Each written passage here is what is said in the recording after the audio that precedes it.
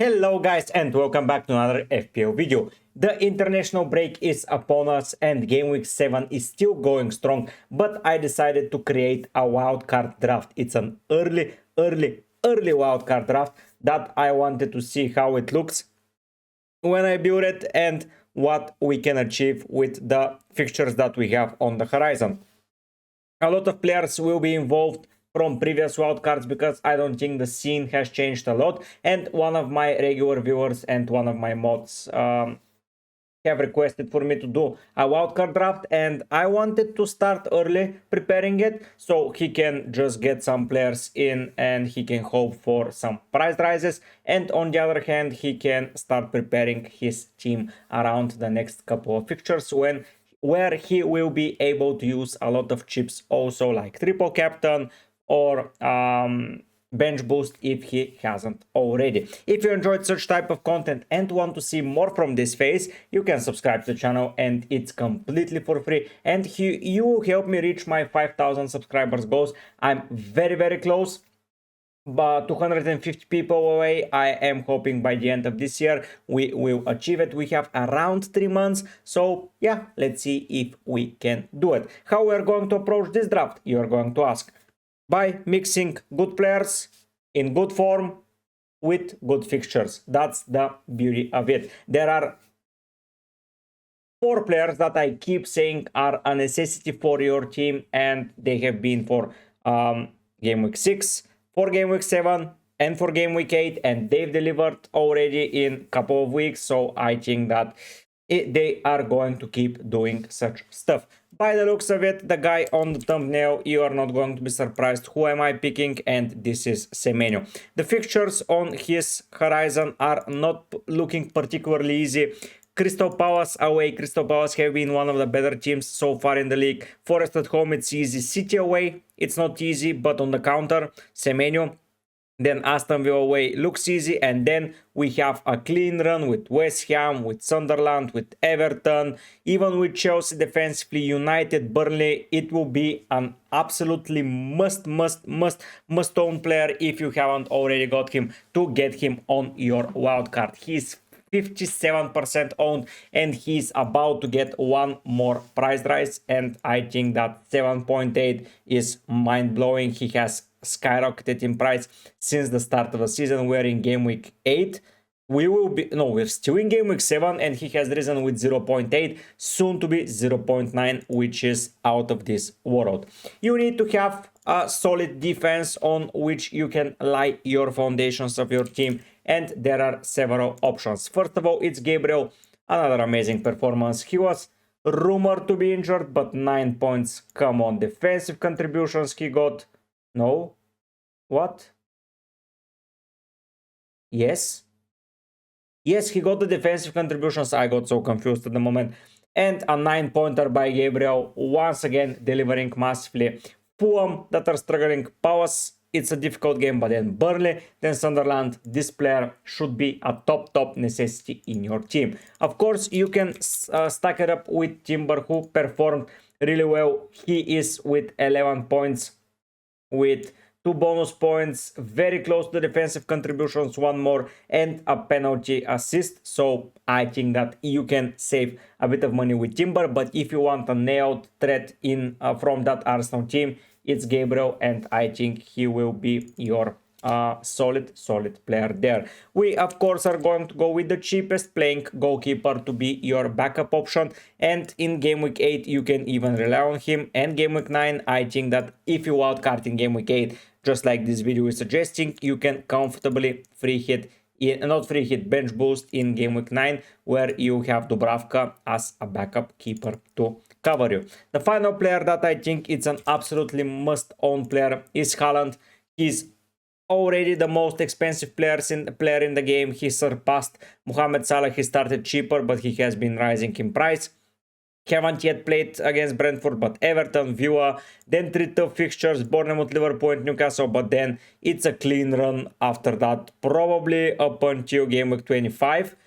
It's just a necessity to own Erling Haaland in that run.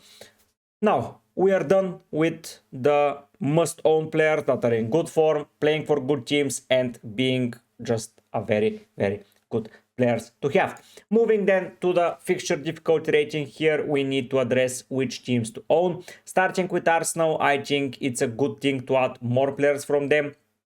I don't see an issue owning them up until game week 17 at least, which is around Christmas. So yeah, those are over 10 weeks of ownership. I quite like it. Aston Villa, a complete avoid up until game week 12 for me. Spurs, City, Liverpool, Bournemouth. It almost doesn't get harder than that in that particular moment.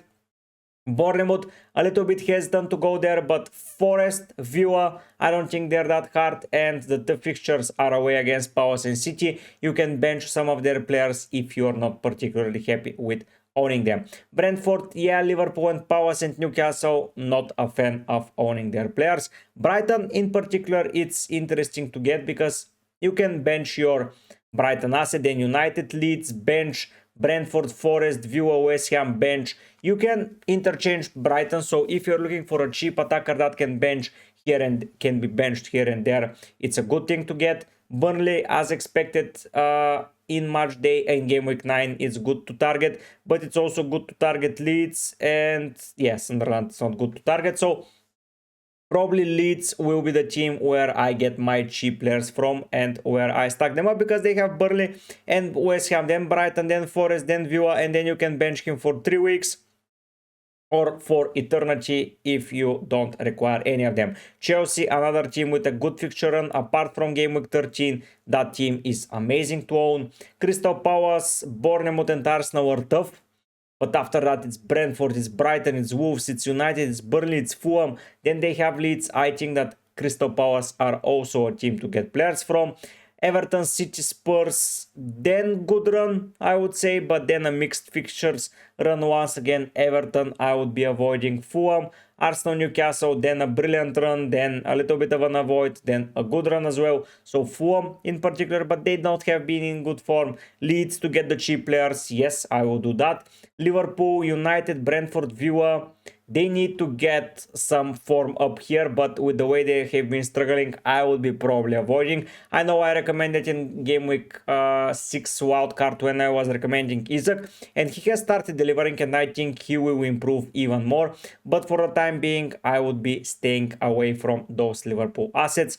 City, even though they have a tough run with Bournemouth, Liverpool and Newcastle, owning Haaland, I think it's gives plenty of opportunity. United, after Liverpool, they have Brighton, Forest, Spurs, Everton, Palace, West Ham. A little bit of a mixed feeling because Spurs and Palace have been okay. Then it's Bournemouth, but between those games, they have some good fixtures. Newcastle is for me Brighton, Fulham, West Ham, Brentford, Everton, Spurs defensively, Burnley, Sunderland, and even offensively, you can get those Newcastle players, and I'll be looking for atrocious. Spurs, Villa, Everton, then Chelsea, United, then Arsenal, then Fulham, Newcastle. It's a bit of a mixed feeling, and yeah, they struggled a bit. You can get Sunderland to rotate well with that Burnley asset, Brighton asset. Sorry, I can get it here. West Ham are looking fine by me. Brentford, Leeds, Newcastle, Burnley, Bournemouth, yeah, they've been bad. Bournemouth is not a good team to target, sorry.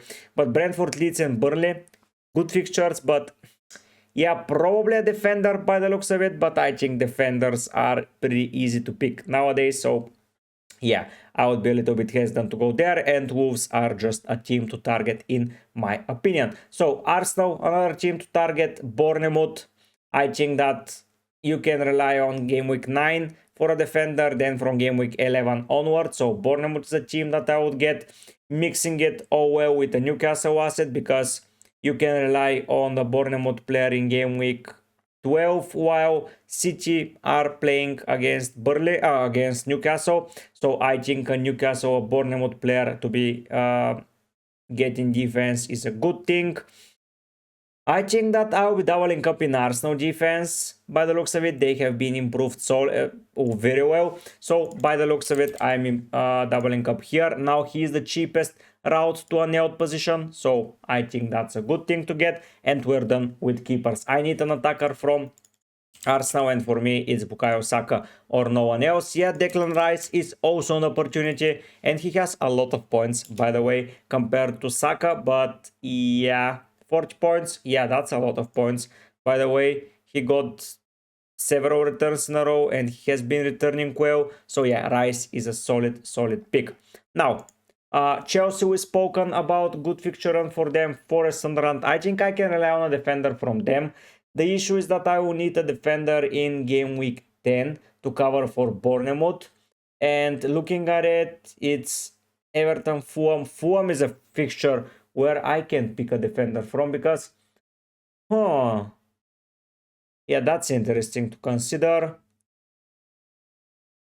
The defensive issues here, yeah, Powers is a defender that I can take. So probably the defense will be something of the sort of Dunburn to cover Newcastle, Senesi to cover Bournemouth, and then we get, what's his name, Richards. Let's go with the cheapest, or let's go with Gay. At the moment, oh no, he's way more expensive. Nope, we go with Richards. And I think we have a beautiful rotation. Gabriel is played every week without a rotation, no matter who he faces. Then we play probably Senesi in game week 8 together with a Newcastle defender. Then Newcastle defender together with Senesi. Then we bench Senesi, play Richards, and we play Burn.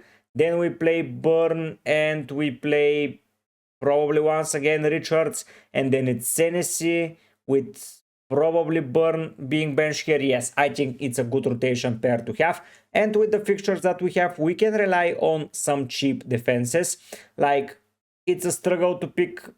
Possibly we can go with a Burnley defender here, but we are aiming for another defensive team. And Leeds did look okay, and one of their players made a very good impression on me, and that was Rodon. He almost scored a goal, he hit the bar, and I think up until game week 11 we can interchange him in some rotation. Of course, when they struggle, and he is not very good compared to Goodmanson on those defensive contributions, but he didn't get them last week again. So yeah, I would be going with the more attacking threats with Rodon. His expected goals are way higher.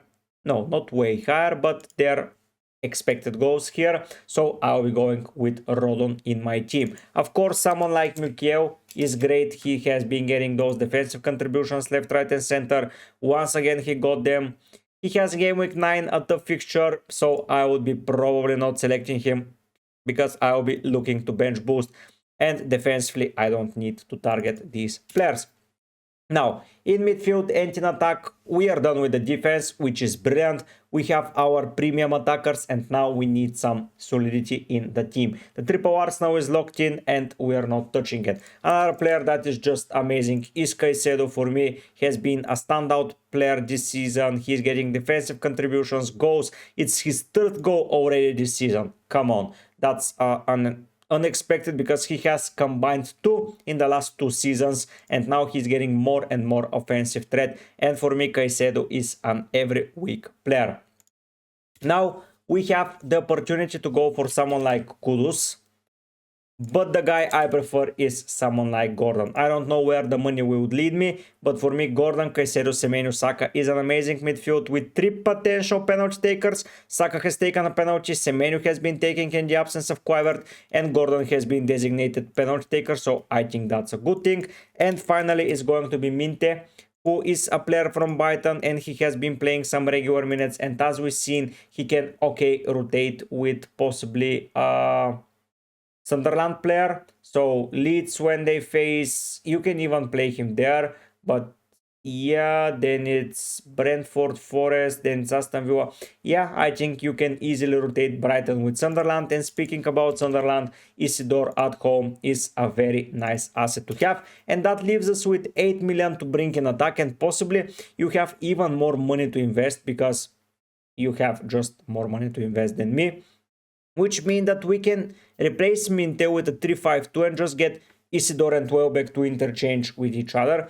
Let's see Welbeck, how expensive is he. So we go here and we go with a 7.8, and that allows us to get Kudus and be happy with Kudus because Aston Villa, Chelsea, United, yeah, Arsenal is tough. but Kudus can be easily replaceable down the road. If we go to an 8 million and see, oops, in midfielders, and we go with not a lot of expensive players stand out, to be fair. They're all cheap assets. Sar is an interesting, oh no, sorry, yeah, I made a mistake. It's going to be, whoops, yes, sorry, it's going to be easily Minty here, and it's going to be none other than Mateta. Yes, that's going to be the wildcard draft that I prepare. I think that Mateta is a nice asset to have, and I know that he's facing some tough oppositions, but he is a very, very strong asset. Being on penalties, if we take a look at forwards, let's take a look at forwards, and let's go to 8.5. We have Joao Pedro, we have Bowen that we can rely on, by the way, for the next couple of fixtures, and he's on penalties, and the next couple when it's tough for Mateta, Bowen can do a solid job. Sescu is looking to find some form, but I'm a little bit question mark on Liverpool at the United at the moment. So it's going to be either Mateta or Bowen, and let's start with Bowen. I don't think that this hurts. I think that this is a really solid early wildcard draft. Of course, you can interchange a lot of players. I'm missing Pauas, attacker, and Spurs attacker, which can be a little bit devastating. Not an easy way to find a space for a Liverpool attacker, but when Saka turns for the worse, we can replace with Bowen to go with Rice and pick Isaac. That's an opportunity that we can take. Bruno Fernandes is out of reach, but that he is out of reach because of my money limitations. So I feel pretty content with this team. To be fair, I want to hear your opinion. You can, of course, if you have the money, improve Richards to Lacroix. It will help you massively. You can, yeah, the rest you can keep it that way, but I really do enjoy that team, and I think we have a solid foundation with Saka, Semenyo, Caicedo, Gordon, Bowen, and Haaland playing every week, and maintain Isidore rotating with each other. For example, this week I'm playing Isidore, next week I'm bench boosting if I'm playing this team. So yeah, it will be tough for one of my forwards, but the rest of the team have a good fixture. So I think that's a good position. For you, Ricky, if you are looking for a wildcard draft, I think that's a very good start for you, and a very good team to take into the international break and monitor. Of course, we will be doing an updated wildcard draft in probably week and a half's time when we see what's happening with the international break. But for now, I think that's enough. So, if you enjoy my content and want to see more of me and want to speak about fantasy, join the channel. It's completely for free, pressing that subscribe button. This is the mini league code. You can follow it and you can be competing against me and my community. Down the road, we will be creating more drafts. I want to prepare a good team for Gameweek 8. I want to see the best team there. My team selections, transfer targets, probably rage transfers. We'll do a lot of content, maybe a live stream here and there. We'll be creating one. So I think we will have plenty of time. Thanks so much for watching. Thanks so much for keep following me, even though I'm struggling a bit this season. Not a bit is pretty low, but I'm struggling a lot. But still, you keep coming and watching me. So yeah, I'm pretty happy to be providing content for you. So many thank you to you all. Once again, like, subscribe, comment, turn the notification on, and all of those good stuff. But for now, guys, I'll be heading out. Bye.